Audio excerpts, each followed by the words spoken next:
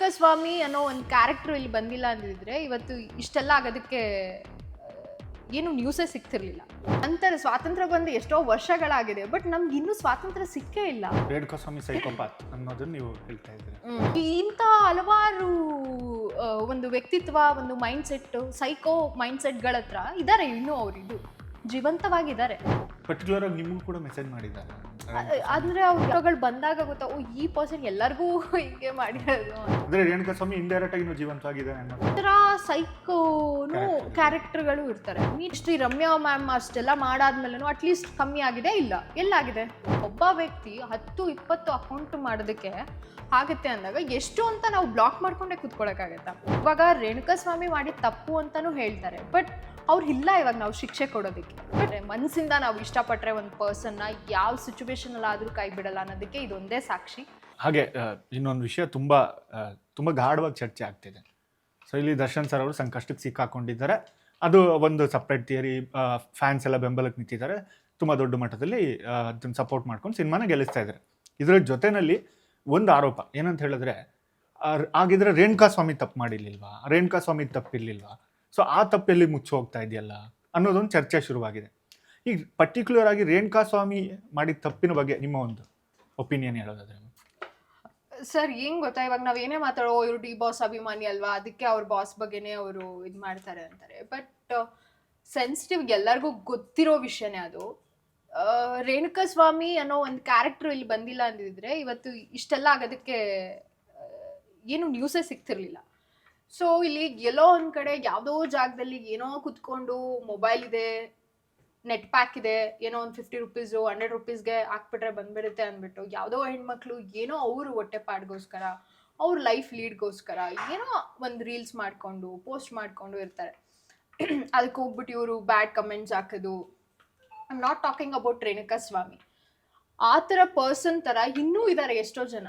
ಹಾಗಾದ್ರೆ ಇವಾಗ ರೇಣುಕಾಸ್ವಾಮಿ ಮಾಡಿದ ತಪ್ಪು ಅಂತಾನು ಹೇಳ್ತಾರೆ, ಬಟ್ ಅವ್ರು ಇಲ್ಲ ಇವಾಗ ನಾವು ಶಿಕ್ಷೆ ಕೊಡೋದಕ್ಕೆ. ಬಟ್ ಈ ತರ ರೇಣುಕಾಸ್ವಾಮಿ ಅಂತಾರ ಹಲವಾರು ಇದಾರಲ್ಲ, ಅವ್ರಿಗೆ ಶಿಕ್ಷೆ ಕೊಡೋಕ್ಕೆ ಎಲ್ಲಿದೆ ಅಲ್ಲ? ಇನ್ನು ಎಷ್ಟೋ ಜನ ಮಾಡ್ತಿದ್ದಾರೆ. ಇವಾಗ್ಲೂ ನಮಗೂ ಮೆಸೇಜ್ ಬರುತ್ತೆ, ಇಷ್ಟು ಕೆಟ್ಟ ಅಶಬ್ದ ವರ್ಡ್ಗಳಿಂದ ಕಮೆಂಟ್ಸ್ ಹಾಕ್ತಾರೆ. ಆ್ಯಂಡ್ ಕಮೆಂಟ್ಸ್ ಬಿಟ್ಟು ಹಾಕ್ಬಿಡಿ, ಇನ್ಬಾಕ್ಸ್ಗೆ ಬಂದು ಮೆಸೇಜ್ ಮಾಡ್ತಾರೆ. ಎಷ್ಟೋ ಜನ ಹೇಳ್ತಾರೆ ನೀವು ಅವ್ರನ್ನ ಅನ್ಬ್ಲಾಕ್ ಮಾಡ್ಬೋದು, ಅಂದರೆ ಬ್ಲಾಕ್ ಮಾಡ್ಬೋದು, ಅವ್ರನ್ನ ರಿಪೋರ್ಟ್ ಮಾಡ್ಬೋದು.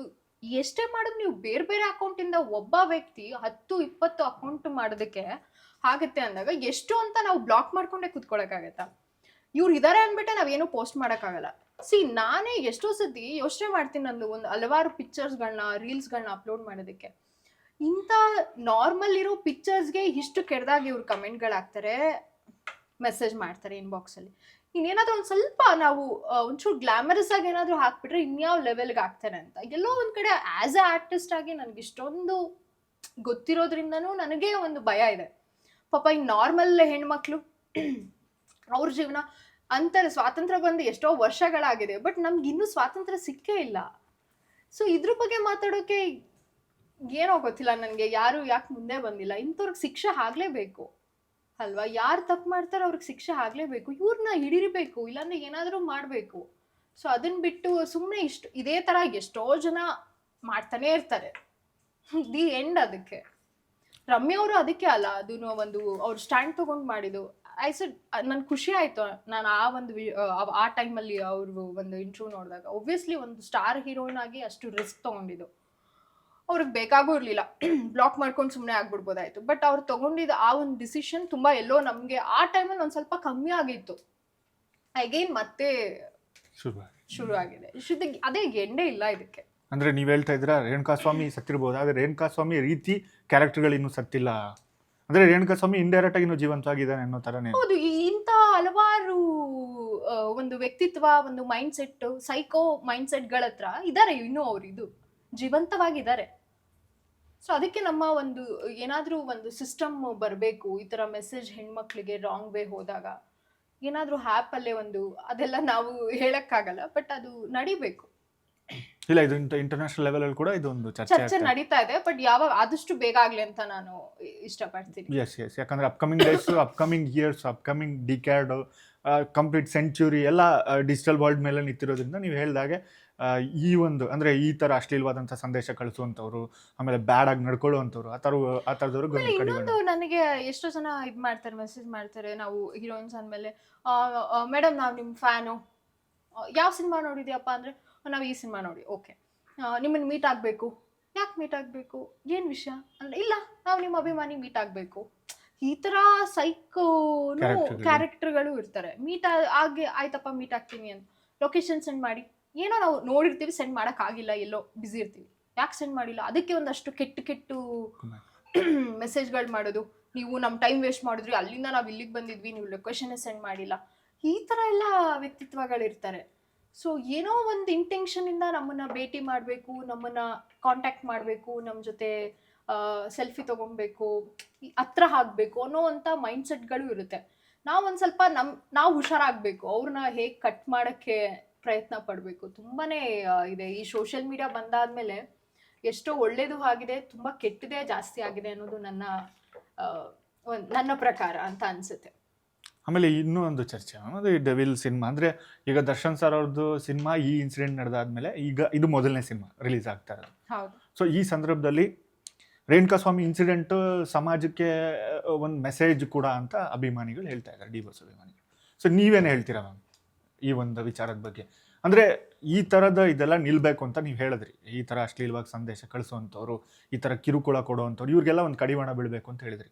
ರೇಣುಕಾಸ್ವಾಮಿ ಇನ್ಸಿಡೆಂಟ್ ಪರ್ಟಿಕ್ಯುಲರ್ ಆಗಿ ಈ ಒಂದು ಸಮಾಜಕ್ಕೆ, ಈ ಥರದ ವ್ಯಕ್ತಿತ್ವಗಳಿಗೆ ಯಾವ ಒಂದು ಮೆಸೇಜ್ ಆಗಿರ್ಬೋದು ಅಂತ ನೀವು ಹೇಳ್ತೀರಾ?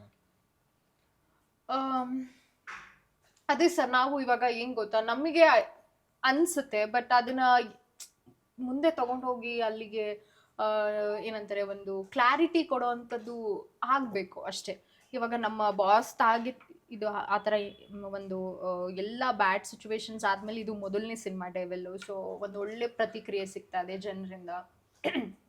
ಆಮೇಲೆ ಸಿನಿಮಾನೂ ಅಷ್ಟೇ ತುಂಬ ಡೆವಿಲ್ ಥರನೇ ಇದೆ ಅಂತ ಹೇಳ್ತಾರೆ, ಆ ಲೆವೆಲ್ಗೆ ಸಿನಿಮಾ ಬಂದಿದೆ ಅಂತಲೂ ಹೇಳ್ತಾರೆ.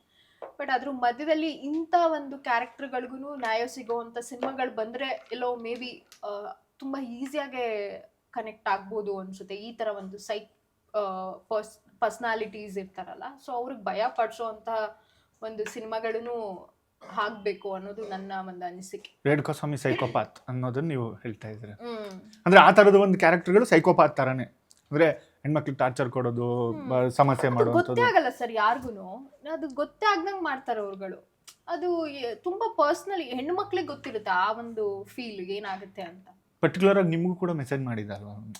ಅಂದ್ರೆ ಅವ್ರು ಯಾವಾಗ್ಲೂ ಮಾಡಿದ್, ಬಟ್ ನನ್ಗೆ ಅಷ್ಟೊಂದು ನೆನಪಿಲ್ಲ. ಆಮೇಲೆ ಅವ್ರ ಫೋಟೋಗಳು ಬಂದಾಗ ಗೊತ್ತಾ, ಓ ಈ ಪರ್ಸನ್ ಎಲ್ಲರಿಗೂ ಹಿಂಗೆ ಮಾಡಿರೋದು ಅಂತ. ಎಷ್ಟೋ ಜನ ಹೀರೋಯಿನ್ಸ್ ಹೇಳ್ತಾರೆ ಎಲ್ಲರಿಗೂ ಬಂದಿದೆ ಅಂತ. ಸೊ ಅಂದ್ರೆ ಅವ್ರದ್ದು ಐಡಿನೇ ಇರಲ್ವಲ್ಲ ಅಲ್ಲಿ, ಫುಲ್ ಇದಿರುತ್ತೆ, ಅದನ್ನ ಹಂಗೆ ಮೆಸೇಜ್ ಫೇಕ್ ಐಡಿ ಕ್ರಿಯೇಟ್ ಮಾಡಿ ನಾವು ಗೊತ್ತೂ ಆಗಲ್ಲ ಇವ್ರು ಯಾರಂತ. ನಾವು ಅಟ್ಲೀಸ್ಟ್ ಸ್ಟೋರೀಸ್ ಈ ಥರನೂ ಮಾಡ್ಬೋದು, ಏನಾದರೂ ಆಕ್ಷನ್ ಆದರೂ ತಗೊಳಕ್ಕೆ ಯಾರಂತಾನೆ ಮುಖನೇ ಗೊತ್ತಿಲ್ಲದೆ ಹೆಂಗೆ ಆಕ್ಷನ್ ತಗೊಳಕ್ಕಾಗತ್ತೆ? ಸೊ ಈ ಒಂದು ವಿಚಾರದಲ್ಲಿ ಮ್ಯಾಮ್, ಅಂದರೆ ಈಗ ಸಿನಿಮಾ ಇಂಡಸ್ಟ್ರಿ ಬೆಳೀತಾ ಇದೆ, ಪ್ಯಾನ್ ಇಂಡಿಯಾ ಆಯಿತು, ನೆಕ್ಸ್ಟ್ ಪ್ಯಾನ್ ವರ್ಲ್ಡ್ಗೂ ಹೋಗ್ತಾ ಇದೆ ಕನ್ನಡ ಸಿನಿಮಾ ಇಂಡಸ್ಟ್ರಿ. ಆದರೆ ಕನ್ನಡ ಸಿನಿಮಾ ಇಂಡಸ್ಟ್ರಿಲಿ ಕೆಲವರು ಈ ಥರ ಅಂದರೆ ಈ ಥರ ಸೈಕೋಪಾತ್ಗಳು ಕೆಲವರು ಇರ್ತಾರಲ್ಲ ಸೋಷಿಯಲ್ ಮೀಡಿಯಾದಲ್ಲಿ, ಅವರೆಲ್ಲ ಹರಾಜ್ ಮಾಡ್ತಾರೆ ಅನ್ನೋ ಆರೋಪ ಪದೇ ಪದೇ ಕೇಳಿ ಬರ್ತಾನೆ ಇದೆ. ಸೊ ನಾವು ಕಂಪ್ಲೀಟ್ ಸೋಷಿಯಲ್ ಮೀಡಿಯಾ ಜಮಾನಕ್ಕೆ ಟರ್ನ್ಔಟ್ ಆಗಿ, ಅಂದರೆ ಡಿಜಿಟಲ್ ಜಮಾನಕ್ಕೆ ಟರ್ನ್ಔಟ್ ಆಗಿ ಇನ್ನೊಂದು 10 ವರ್ಷ ಆಗ್ತಾ ಇದೆ ಅಷ್ಟೇ. ಸೊ ಇಂಥ ಒಂದು ಹೊತ್ತಲ್ಲಿ ಈ ಥರದವ್ರ ಮೇಲೆ ಕ್ರಮ ಅಗತ್ಯ. ಅದರಲ್ಲೂ ಕನ್ನಡ ಸಿನಿಮಾ ಇಂಡಸ್ಟ್ರಿಯ ನಟಿಯರ ಬಗ್ಗೆ, ಅಂದರೆ ಅವರ ಒಂದು ಗೌರವವನ್ನು ಕಾಪಾಡೋದಕ್ಕೆ ಅಗತ್ಯವಾದಂಥ ಕ್ರಮವನ್ನು ಕೈಗೊಳ್ಳಬೇಕು. ನಿಮ್ಮ ಒಂದು ಸಜೆಷನ್ ಏನು ಮ್ಯಾಮ್ ಪರ್ಟಿಕ್ಯುಲರ್ ಆಗಿ? ಅಂದರೆ ಯಾವ ಥರ ಒಗ್ಗಟ್ಟು ಮೂಡಬೇಕು, ಯಾವ ಥರ ಒಂದು ಸಂಘಟನೆ ಆಗಬೇಕು, ಅಂದರೆ ಎಲ್ಲರೂ ಯಾವ ಥರ ಒಗ್ಗಟ್ಟಾಗಿ ಈ ಥರದ ವ್ಯಕ್ತಿತ್ವಗಳನ್ನ, ಅಂದರೆ ಈ ಥರ ಕೆಟ್ಟದಾಗಿ ಮೆಸೇಜ್ ಮಾಡೋವಂಥವ್ರನ್ನ ಯಾವ ಥರ ನಾಶ ಮಾಡಬೇಕು ಅಂತ? ಫಸ್ಟ್ ಆಫ್ ಆಲ್ ನಾವೆಲ್ಲರೂ ಒಗ್ಗಟ್ಟಾಗಬೇಕು. ನಮ್ಮ ಏನು ಇರ್ತಾರೆ ಈ ಥರ ಇಂಡಸ್ಟ್ರಿಲಿ ಇರೋವಂಥ ಆ್ಯಕ್ಟರ್ಸ್ ಎಲ್ಲ ಒಗ್ಗಟ್ಟಾಗಬೇಕು. ಫಸ್ಟ್ ಅದನ್ನು ನಾವು ಮಾಡ್ಕೊಬೇಕು, ಅದು ಫಸ್ಟು. ಇವಾಗ ಒಬ್ಬೊಬ್ರಿಗಿರುತ್ತೆ ಈ ಥರ ಅಯ್ಯೋ ಏನು ಮಾಡೋಕ್ಕೆ ಕೆಲಸ ಇಲ್ಲ, ನಾವೆಲ್ಲ ಇಗ್ನೋರ್ ಮಾಡ್ತಾ ಇಲ್ಲ, ಇವ್ರಿಗೆ ಬೇಕಾಗಿತ್ತಾ, ಇದು ಎತ್ಕೊಳ್ಬೇಕಾಗಿತ್ತಾ ಅನ್ನೋದು ಇರುತ್ತೆ. ಆ ಮನಸ್ಥಿತಿಗಳನ್ನೆಲ್ಲ ಬಿಟ್ಟು ಸೈಡಲ್ಲಿ ಹೀಗೋ ಅನ್ನೋದ ಮಧ್ಯದಲ್ಲಿ ಅರ್ಧದಲ್ಲಿ ಬಿಟ್ಟು ಎಲ್ಲೋ ನಮ್ಮ ಕಡೆ ನಮ್ಮಿಂದ ಒಂದಷ್ಟು ಜನ ಬೇರೆ ಹೆಣ್ಮಕ್ಳಿಗೆ ಒಳ್ಳೇದಾಗುತ್ತೆ ಅನ್ನೋ ಒಂದು ಮನಸ್ಥಿತಿಲಿ ನಾವು ಮುಂದೆ ಹೋದ್ರೆ ಎಲ್ಲೋ ಒಂದು ಕಡೆ ಒಳ್ಳೇದಾಗತ್ತೆ ಅನ್ಸುತ್ತೆ. ಆ್ಯಂಡ್ ಅದ್ರ ಜೊತೆಗೆ ನನ್ನ ಪ್ರಕಾರ ಇವಾಗ ಎಷ್ಟು ಆ್ಯಪ್ಗಳಲ್ಲಿ ಒಂದು ಆಪ್ಷನ್ಸ್ ಇದೆ ಸರ್. ಈ ಒಂದು ಪರ್ಸನ್ ಒಂದೇ ಐಡಿನ ಕ್ರಿಯೇಟ್ ಮಾಡಬೇಕು, ಅದು ಅವ್ನ photo with I D proof. ಅದನ್ನ ನಮ್ಮ ಒಂದು ಈ ಸೋಷಿಯಲ್ ಮೀಡಿಯಾ ನಾವು ಯಾವುದು ಈ ಫೇಸ್ಬುಕ್ ಆಗಿರ್ಬೋದು, ಇನ್ಸ್ಟಾ ಆಗಿರ್ಬೋದು, ಬೇರೆ ಬೇರೆ ಆ್ಯಪ್ಗಳು ಅದು ಮಾಡಿದ್ರೆ ಎಲ್ಲೋ ಒಂದು ಯೂಸ್ಫುಲ್ ಅನ್ಸುತ್ತೆ. ಬಿಕಾಸ್ ಒಂದು ಭಯ ಇರುತ್ತೆ, ನಾವು ಏನೇ ಬ್ಯಾಡ್ ಸಂದೇಶ ಅವ್ರಿಗೆ ಕಳಿಸಿದ್ರೆ ಅವ್ರು ನಮ್ಮ ಆಕ್ಷನ್ ತಗೊಂತಾರೆ ಇಮಿಡಿಯೇಟ್ಲಿ ಅಂತ. ಅದ್ರ ಬಿಟ್ಟು ಇದೇ ತರ ಆದ್ರೆ ಇನ್ನೂ ಎಷ್ಟೋ ವರ್ಷಗಳಿಂದ ನಡೀತಾನೆ ಹೋಗುತ್ತೆ. ಇದಕ್ಕೆ ದಿ ಎಂಡ್ ಅಷ್ಟೇ, ಅದೊಂದೇ ಟೈಟ್ಲು, ಎಂಡೇ ಆಗಲ್ಲ ಈ ಪ್ಯಾಟರ್ನ್. ರೇಣುಕಾಸ್ವಾಮಿ ಅಂತ ಕ್ಯಾರೆಕ್ಟರ್ಗಳು ಮತ್ತೆ ಎಂಡೇ ಆಗಲ್ಲ. ಇಷ್ಟು ಈ ರಮ್ಯಾ ಮ್ಯಾಮ್ ಅಷ್ಟೆಲ್ಲ ಮಾಡಾದ್ಮೇಲೆ ಅಟ್ಲೀಸ್ಟ್ ಕಮ್ಮಿ ಆಗಿದೆ ಇಲ್ಲ, ಎಲ್ಲಾಗಿದೆ ಪಾಪ. ಮತ್ತೆ ಅಗೇನ್ ನಿಶ್ವಿಕಾ ಅವ್ರಿಗೂ ಒಂದು ಏನೋ ಸಂದೇಶ ಇದಾದಾಗ ಅವ್ರೇನೋ ಅದು ಒಂದಷ್ಟು ನ್ಯೂಸ್ ಬಂದಿತ್ತು ನಾನು ನೋಡ್ದಂಗೆ. ಸೊ ಅದು ಎಂಡ್ ಆಗ್ತಾನೆ ಇಲ್ಲ ಅಲ್ಲ. ಸೊ ಲಾಸ್ಟ್ ಅಂಡ್ ಫೈನಲ್ ಆಗಿ ಮ್ಯಾಮ್, ನಿಮ್ಮ ಒಂದು ಸಿನಿಮಾ ಇನ್ನೇನು ರಿಲೀಸ್ ಆಗ್ತಾ ಇದೆ ತಮಿಳಲ್ಲಿ, ಆಲ್ ದ ಬೆಸ್ಟ್. ಅದ್ರ ಜೊತೆನಲ್ಲಿ ಮ್ಯಾಮ್ ಕೊನೆಯದಾಗಿ ಡಿ ಬಾಸ್ ಅಂದರೆ ದರ್ಶನ್ ತುಗುದೀಪ್ ಸರ್ ಅವರ ಅಭಿಮಾನಿಗಳಿಗೆ ನಿಮ್ಮ ಒಂದು ಡೆವಿಲ್ ಸಿನಿಮಾ ಬಗ್ಗೆ ಸಂದೇಶ ಮ್ಯಾಮ್. ಡೆವಿಲ್ ಸಿನಿಮಾ ನಾನು ನೋಡಿದೆ, ತುಂಬಾನೇ ಖುಷಿ ಆಯ್ತು. ಆ ಒಂದು ಫ್ಯಾನ್ ಮೂಮೆಂಟ್ ಅಲ್ಲಿ ಆ ಕಿರ್ಚಾಟ, ಕೂಗಾಟ, ಕುಣಿತದಲ್ಲೇ ನೋಡಿದ್ದು. But again I want to see, ಮತ್ತೆ ಇನ್ನೊಂದ್ಸತಿ ನೋಡ್ತೀನಿ ಸಿನಿಮಾನ, ಯಾಕಂದ್ರೆ ಸ್ಟೋರಿನ ನೀಟಾಗಿ ಅರ್ಥ ಮಾಡ್ಕೊಬೇಕು. ಆ್ಯಂಡ್ ತುಂಬಾನೇ ಎಲ್ಲೋ ಖುಷಿ ಆಗುತ್ತೆ. ನೋಡ್ತಿದ್ರೆ ನೀರೇ ಬಂದ್ಬಿಡುತ್ತೆ, ಕಣ್ಣೀರೇ ಬಂದ್ಬಿಡುತ್ತೆ. ಆ ಫೀಲ್ ಆಯ್ತು. ನಾನು ಮೊನ್ನೆ ಫುಲ್ ನನ್ನ ಎಂಟೈರ್ ಸ್ಟೋರೀಸಲ್ಲೆಲ್ಲ ಒಂದು 20 ಡಿ ಬಾಸ್ದೆ, ಎಲ್ಲೆಲ್ಲೂ ಅದೇ ಅಭಿಷೇಕ, ಊಟ, ಅದು ಇದು ಸಮಥಿಂಗ್ ಇನ್ಸ್ಟಾ ನೋಡಿದ್ರೆ ಬರೀ ಡಿ ಬಾಸೇ. ಸೊ ಈ ಒಂದು ಲೆವೆಲ್ಗೆ ನಮ್ಮ ಬಾಸ್ ಹೆಸರು ಮಾಡಿದ್ದಾರೆ ಅಂದರೆ ಎಲ್ಲೋ ಒಂದು ಕಡೆ ಅವರ ಅಭಿಮಾನಿ ಆಗಿ ನನಗಂತೂ ಸಿಕ್ಕಾಬಡೆ ಖುಷಿ ಆಗುತ್ತೆ. ಅವ್ರಿಗೆ ದೇವರು ಆದಷ್ಟು ಬೇಗ, ಚಾಮುಂಡೇಶ್ವರಿ ಅವರು ಇಷ್ಟಪಡುವಂತಹ ದೇವರು, ಆದಷ್ಟು ಬೇಗ ಅವ್ರಿಗಿರುವಂಥ ಎಲ್ಲ ಸಂಕಟಗಳಿಂದ ಆಚೆ ಬಂದು ಇನ್ನೂ ಹಲವಾರು ಸಿನಿಮಾಗಳನ್ನ ಮಾಡಿ ನಮ್ಮ ಸೆಲೆಬ್ರಿಟೀಸ್ಗಳಿಗೆ ರಂಜಿಸೋಂಗೆ ಆಗಲಿ ಅಂತ ನನ್ನ ಕಡೆಯಿಂದ ವಿಶಸ್ನ ಮಾಡೋಕ್ಕೆ ಇಷ್ಟಪಡ್ತೀನಿ. ಹಾಗೆ ಎಂಟೈರ್ ಡೆವಿಲ್ ಚಿತ್ರಗೆ ಆಲ್ ದ ವೆರಿ ಬೆಸ್ಟ್.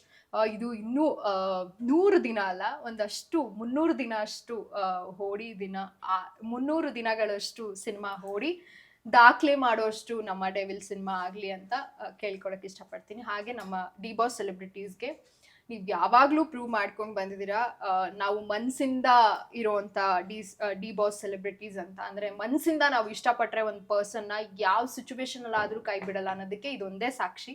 ಇದಕ್ಕಿಂತ ಇನ್ನೂ ಜಾಸ್ತಿ ಎಕ್ಸಾಂಪಲ್ ಬೇಕಾಗೇ ಇಲ್ಲ ಬೇರೆಯವ್ರಿಗೆ ನಾವು ಏನಾದರೂ ಹೇಳಬೇಕು ಅಂದರೆ. This is okay enough. And ಈ ಒಂದು ಒಗ್ಗಟ್ಟು, ನಮ್ಮ ಡಿ ಬಾಸ್ ಸೆಲೆಬ್ರಿಟೀಸ್ ಇರೋವಂತಹ ಒಗ್ಗಟ್ಟು ಇನ್ನೂ ಜಾಸ್ತಿ ಆಗಲಿ, ಅವ್ರ ಜೊತೆಗೆ ಶಾಶ್ವತವಾಗಿ ಯಾವಾಗಲೂ ಅವ್ರ ಜೊತೆ ಇರೋಣ ಅಂತ ಹೇಳಕ್ಕೆ ಇಷ್ಟಪಡ್ತೀನಿ.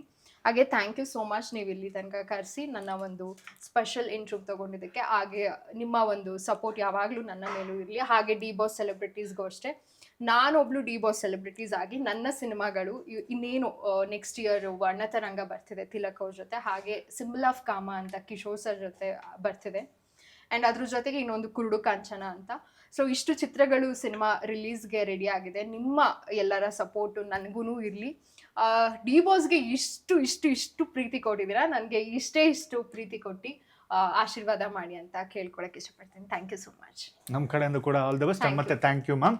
ಹಾಗೆ ಡೆವಿಲ್ ಪಾರ್ಟ್ 1 ಅಲ್ಲಿ ನೀವು ಮಾಡಬೇಕಿತ್ತು, ಅದು ಕಾರಣಾಂತರಗಳಿಂದ ಮಿಸ್ ಆಗಿತ್ತು. ಡೆವಿಲ್ ಪಾರ್ಟ್ 2 ಅಲ್ಲಿ ಖಂಡಿತವಾಗ್ಲೂ ನೀವು ಅಭಿನಯಿಸ್ತೀರ ಅನ್ನೋ ನಂಬಿಕೆ ನಮಗೂ ಇದೆ.